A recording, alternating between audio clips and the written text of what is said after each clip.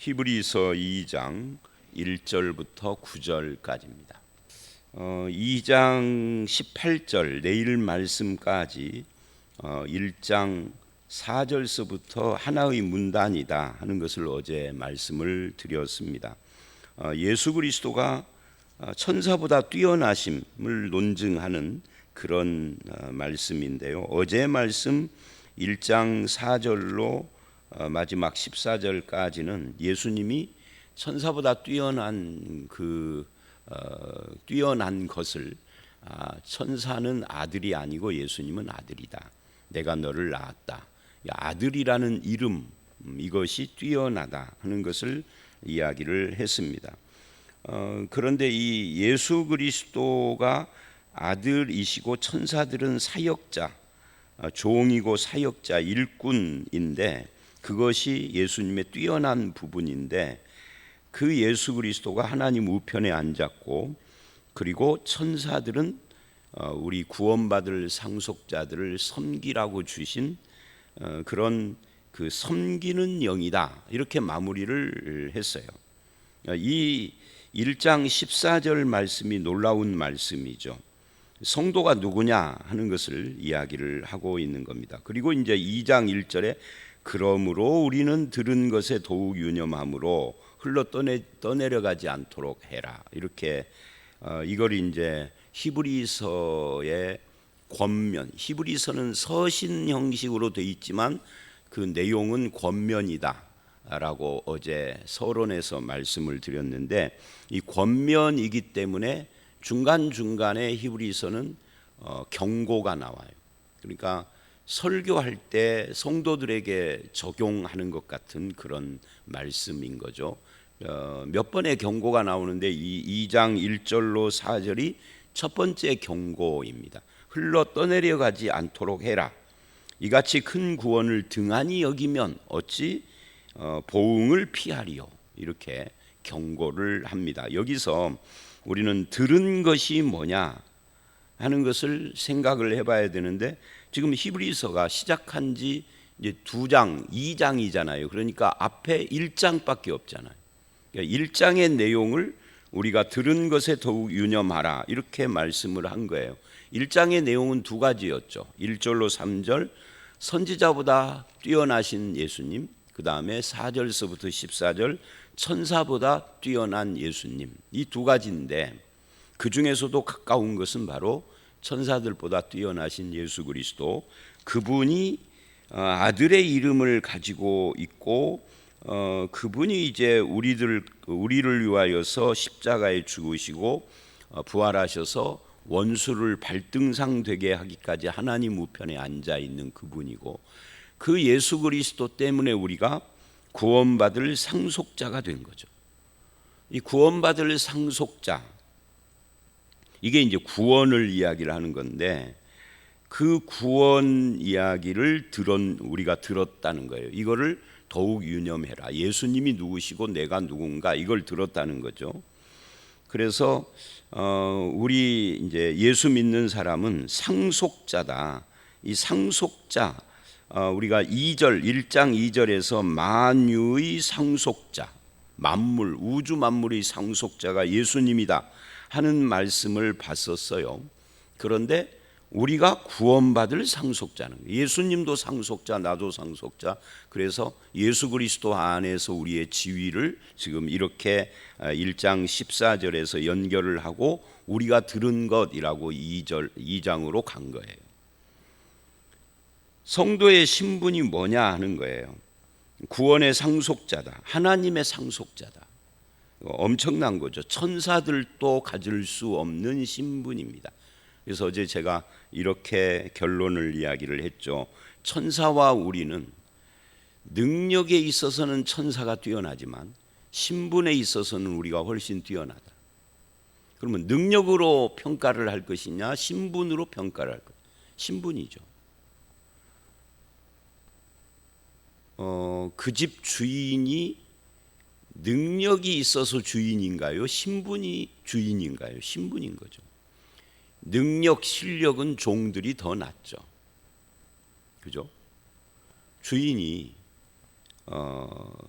뭐 밭에 가서 일을 하나요? 종들이 하잖아요. 주인이 모든 것을 다 알아야 하나요? 보고만 받으면 되죠. 일은 종들이 하는 겁니다.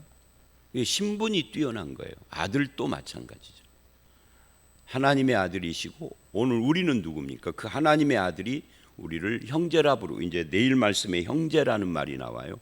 형제라 부르고 어제 말씀에 동류라고 하잖아요. 그리고 우리를 구원받을 상속자, 예수 그리스도와 같은 상속자로 세우셨다. 그래서 이런 우리가 들은 이 구원에 대해서, 또 우리의 신분에 대해서, 또는 예수님에 대해서 유념함으로, 유념, 그것을 깊이 생각해야 한다는 거죠. 유념, 거기에 주목해라 하는 이야기죠.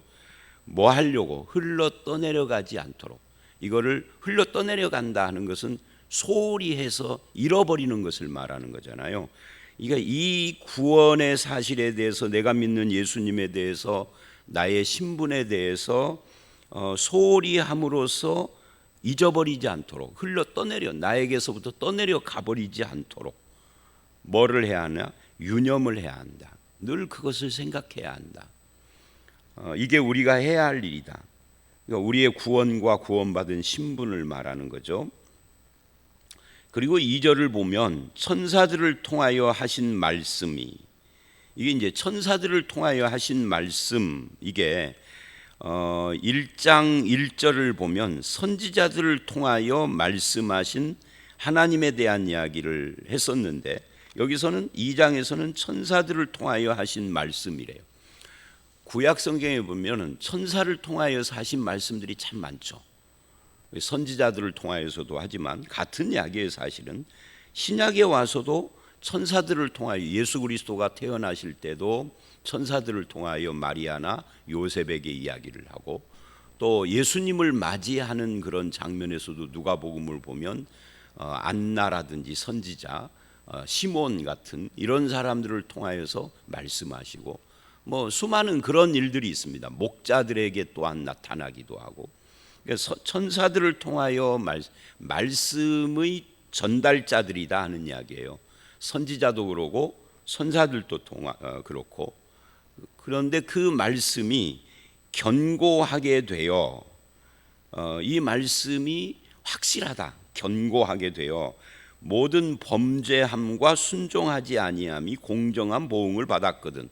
이게 지금 무슨 말이냐면, 말씀이 견고하게 되어 공정한 보응을 받았다 이러는데, 이 범죄와 불순종에 대해서, 범죄와 불순종에 대한 공정한 보응이 뭐예요? 예수 그리스도의 십자가 부활이죠. 이것이 말씀이 견고하게 된 거다.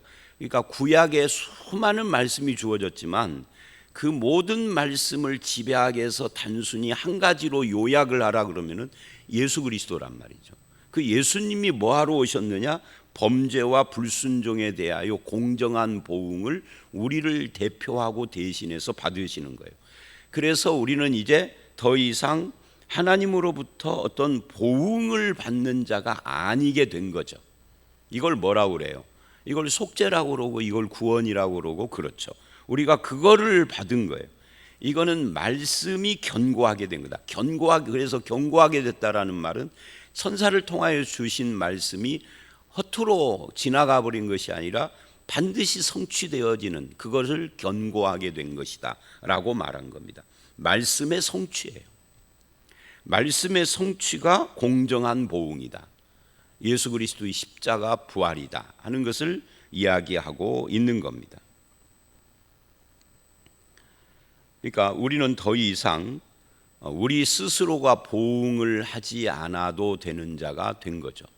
내가 보응을 받아야 된다면은 죄의 삭은 사망이고, 사망 뒤에는 심판이기 때문에 구원이 없는 거예요. 그거 이외에는 다른 방법이 없으니까. 근데 그거를 예수님이 받으셨는데 그게 공정한 보응이다. 왜? 나를 대신하신, 성육신의 의미입니다. 이게 예수님이 나를 대신하시는 인간으로, 만약에 하나님으로만 계신다면 공정한 보응을 받을 수가 없죠. 근데 인간으로 오셔서 성육신 하셨기 때문에 그게 가능해요. 나와 예수님이 같은 동류가 됐기 때문에 나를 대표해서. 그래서 3절에 우리가 이같이 큰 구원이 뭐예요? 바로 그 공정한 보응입니다. 예수님이 받은 나를 대신한 이 공정한 보응, 이 큰 구원, 이게 없으면 우리는 심판받아야 되는데 그거를 등한히 여긴다면 그러는 거예요. 등한히 여긴다 이 말이 1절에 흘러 떠내려가는 거예요. 이런 말씀들을 듣고 내가 이런 구원을 받았다는 말씀을 듣고 이거를 뭐 그런가 보다 뭐 맨날 교회 가면 듣는 이야기야 하고 흘러 떠내려 버렸어요. 그런다면 우리가 이 보응을 내가 받아야 하는 거죠. 그래서 어찌 그 보응을 피하리요? 피할 수 없다. 그 보응 내가 받아야 된다 그 말이에요. 예수님이 받은 보응을 내가 흘러 떠내려가게 한다면, 등한히 여긴다면, 이 게을러서 등한히 여기던, 소홀히 해서 등한히 여기던, 가치를 모르기 때문에 등한히 여기던, 그렇게 되면 우리는 구원받은 자가 아닌 거죠. 그래서 이거를 등한히 여긴다 하는 것을 우리는 배도를 말한다 이렇게 말할 수도 있지만 보통 이제 신학자들은 이걸 배도를 말한다기보단 소홀히 여기는 것을 말한다 이렇게 이야기를 합니다. 뭐 배도든 소홀히 여기든 구원을 소홀히 여기면 주님의 구원, 이 보응을 가치 없게 여기면 내가 그 보응을 피할 수가 없는 거니까 똑같은 거죠 결국은.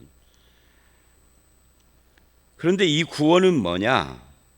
3절 처음에 주로 말씀하신 바요 들은 자들이 우리에게 확증한 바니, 여기서 주로 말씀하셨다면 예수님으로 말씀했다. 예수님이 말씀하신 것이고 그것을 들은 자들은 누구예요? 사도들이죠. 그 사도들이 예수님께로부터 듣고 그것을 우리에게 확증했다. 우리에게 증거했다는 거죠.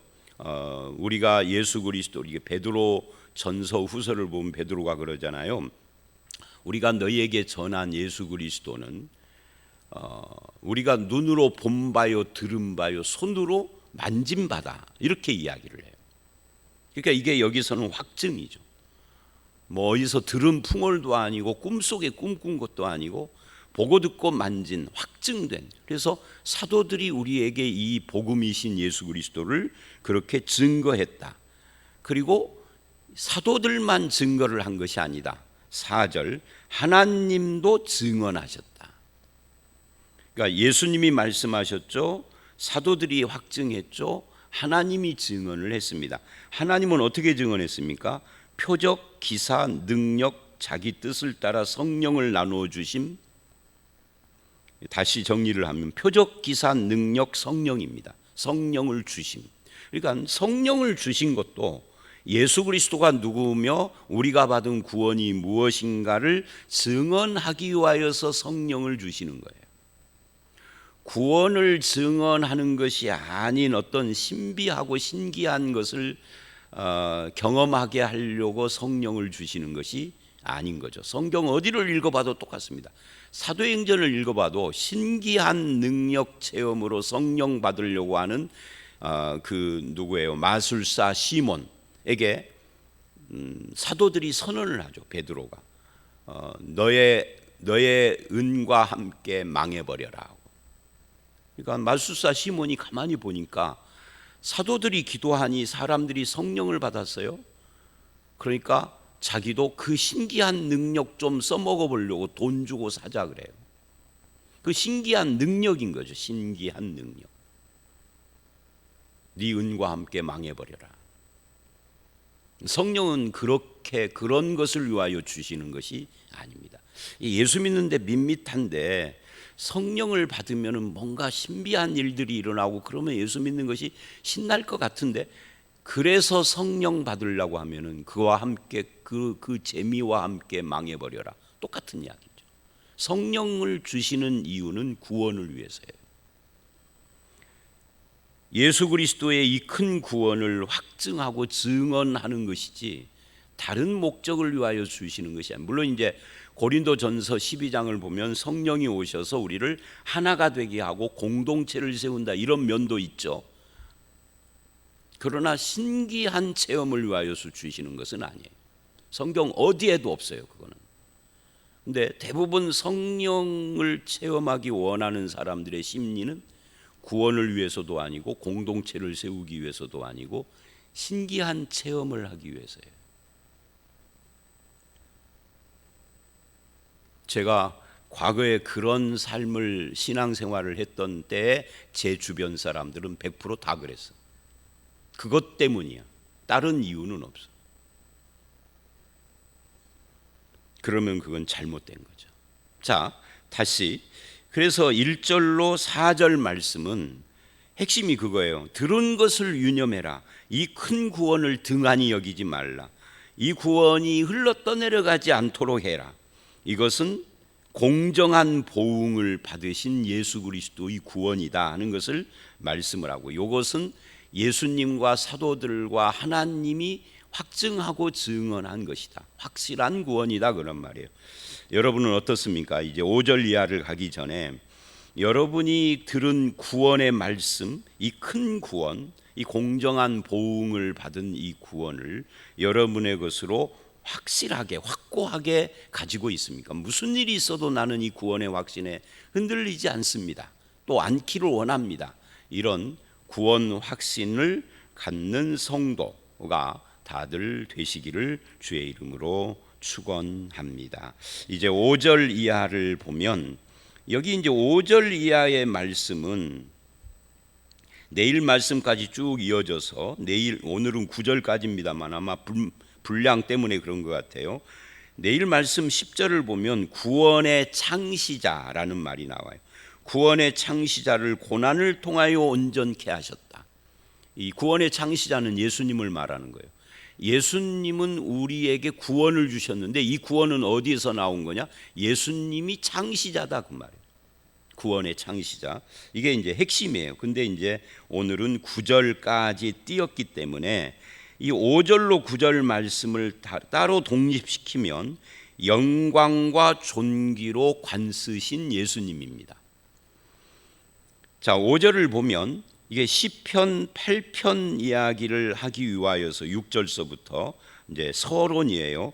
하나님이 우리가 말하는 바 장차 올 세상을 천사들에게 복종하게 하심이 아니니라. 이 장차 올 세상은 재림을 말하는 거 아닙니다. 하나님 나라를 말하는 겁니다. 그러니까 하나님의 나라는 천사들에게 복종하게 하신 나라가 아니다. 그러면 누구에게 복종하는 나라냐, 이 하나님의 나라가? 이제 그런 의문이 생기죠. 아직 답이 나오지는 않았어요. 우리가 그 답을 알고 있지만, 천사들은 복종하게 하심이 아니다, 이 말은 이런 말이, 천사들은 아무리 놀라운 능력과 신비한 능력을 가졌어도 뭐가 아니다는 거예요? 왕이 아니다, 즉 통치자가 아니다는 거예요. 그럼 뭐죠? 어제 말씀해 봤잖아요. 천사들은 섬기는 영이다. 섬기는 종인 거지 왕이 아니다. 그러면 하나님 나라를 통치하는, 즉 복종시키는 왕은 누구냐 하는 거예요. 그리고는 6절에 그러나 누구인가가 어디에서 증언하여 이르되, 이 히브리서 기자가 누구인가가 어디에서 이랬지만 이 말씀은 확실해요. 시편 8편 4절 말씀입니다. 다윗이 시편 8편에서 말씀하여 증언하여 이르되, 이래야 할 것을 누구인가가 어디에서 이래요. 근데 누구인가가 어디에서 이래도 유대인 출신 이 히브리서 수신자들은 다 압니다. 왜? 구약 성경을 달달달달 외우고 늘 듣고 읽고 하는 사람들이기 때문에. 그래서 증언을 한데 어떻게 증언을 했느냐면, 사람이 무엇이기에 주께서 그를 생각하시며 인자가 무엇이기에 그를 돌보시나이까. 사람 이야기를 해요. 이 사람이 누구냐 할 때, 사람은 창세기 1장 26절로 28절에 인간 창조의 첫 장면에서 하나님의 통치의 대리인들이에요. 그래서 이걸 청지기라고 부르는 겁니다. 하나님이 만드신 세상 만물을 다스리라 정복하라 하고 대리인으로 세운 거예요. 통치자로 세운 거죠. 왕이죠, 인간이. 그래서 인자가 무엇이기에 사람이 무엇이기에라고 지금 말을 하는 겁니다. 생각하고 돌보신다.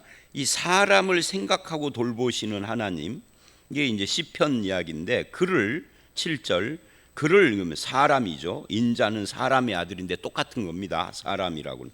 이 사람을 잠시 동안 천사보다 못하게 하시며 영광과 존귀로 관을 씌우셨다.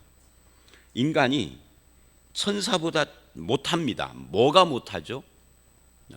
어제도 오늘 또 계속 앞에서 제가 말했잖아요. 신분이 아니라 능력이 못한 거죠. 왜? 천사는 영이기 때문에 시간과 공간의 제약을 안 받아요. 천사는 시공간 제약을 안 받기 때문에 우리하고는 완전히 다른 존재죠. 우리는 여기서 밖을 나가면 걸어가야 돼요. 몇 발자국 걸어갈지는 몰라도 한 3, 40발자국을 걸어가야 밖으로 나갈 수 있잖아요. 천사는 그렇지가 않죠. 여기 있다가 사라지면 저쪽에 있을 수 있어요. 이게 시공간을 초월하는 존재예요. 그러니까 능력이 엄청난 거죠. 그런데 그 천사는 뭐예요? 우리보다 잠시 동안 더 능력에 있어서 더 나은 존재인 것처럼 보이지만 영광과 존귀의 관은 천사가 쓴 것이 아니라 인간에게 주셨다는 거예요. 영광과 존귀로 관 쓰신 인간, 이게 이제 창세기식으로 말하면 하나님의 형상을 받은 인간이에요. 그러니까 인간과 하나님 형상이 같아. 그분의 형상을 내가 받았으니까. 인간이 대단한 거죠. 그래서 8절, 만물을 그 발 아래 복종하게 하셨습니다. 만물의 통치자로 세웠다. 창세기 1장 26절 이하의 말씀을 이렇게 하는 거예요. 그렇게 하였으니, 이 말은 뭐예요? 그렇게 성경에서 말씀했다. 그러니까 8절 중반까지가 구약 성경의 인용입니다. 근데 그렇다면 당연히 그런 모습을 우리가 가지고 있어야 하는데, 만물로 그에게 복종하게 하였은즉 복종하지 않은 것이 하나도 없어야 하겠으나 그렇지만, 그런 이야기, 그러나가 들어간 거예요. 그런데 지금 우리가 만물이 아직 그에게 복종하고 있는 것을 보지 못하고 있다. 그러면 이게 도대체 어떻게 된 일이냐? 인간이 만물을 통치하는 자요, 관리자요, 통치자인데 만물을 복종하는 자가 아니라 오히려 만물의 지배를 받는 것 같은 역전 현상이 일어난 이유가 뭐냐? 그 이유를 우리가 다 알죠. 타락해서 그런 거죠. 그게 창세기 3장입니다. 그러니까 창세기 1장, 2장에서는 만물을 복종케 하고 다스리고 정복하고 이렇게 말을 했는데 3장에서 범죄한 뒤에 하나님이 아담에게 뭐라고 합니까? 네가 땀을 흘려야 되고 땅은 너에게 가시와 엉겅퀴를 내고 너는 결국은 흙으로 돌아가고, 이게 만물의 지배를 오히려 받는 거예요. 이게 타락의 영향이다 하는 것을 지금 이렇게 말을 하고 있는 겁니다. 그러면 이 문제를 어떻게 해야 될 것이냐 하는 거예요. 9절에 보면은 그것에 대한 답이 나오죠. 오직, 이 오직이라는 말은 그러나예요. 그러니까 인간을 보면은 만물의 통치자로 세웠는데 오히려 만물의 지배를 받고 만물이 그에게 복종하는 모습을 전혀 볼 수가 없는데, 그런데 오직 누구를 보면 예수 그리스도를 본다는 거예요. 오직 우리가 천사들보다 잠시 동안 못하게 하심을 입은 자, 이게 뭔 말이에요? 성육신입니다. 예수님이 인간하고 똑같은 성육신을 입고 오는 순간 예수님은 천사들보다도 못하게 된 거죠. 뭐가? 신분이 아니라 능력이. 이걸 뭐라고 그러죠? 인간과 같아졌다 그러는 겁니다. 네, 인간과 같아지는 이유가 뭐죠? 나를 대표하고 대신하기 위해서. 이걸 꼭 기억을 하세요. 제가 이런 성육신 이야기할 때마다 항상 말하는 거잖아요. 대표 대신. 대표하고 대신은 다른 겁니다. 이 둘은 항상 함께 있어야 돼요. 나를 대표할 수 있어야 대신할 수 있죠. 그잖아요. 나를 대표할 수 없는 자는 나를 대신 못하는 거죠. 예를 들면은 나를 대표 못하는 건 누구예요? 신은 나를 대표 못해요. 왜? 인간이 아니니까. 짐승도 나를 대표 못해요. 왜? 인간이 아니니까. 구약에서는 짐승을 가지고 내 죄를 속죄하는 제사를 드렸어요. 그러니까 이제 히브리서 7장부터 7, 8, 9, 10장을 보면 그런 이야기를 하죠. 짐승을 가지고 드렸던 구약의 제사는 늘 반복되는 제사다. 그리고 그 제사를 드린 제사장들은 앉아 있을 수가 없다. 항상 서 있다. 왜? 아직 완성이 안 됐기 때문에. 반복되고 서 있고 반복되는 제사는 불완전한 제사예요. 근데 예수님이 오셔서 십자가에서 영원히 단번에 하나님께 우리를 위하여 죄를 위하여 제사를 드린 뒤에는 뭐를 하세요? 부활 승천하셔서 하나님 우편에 앉으셨다 이렇게 말을 해요. 완성이라는 말이죠. 미완성과 완성, 이건 무슨 차이죠?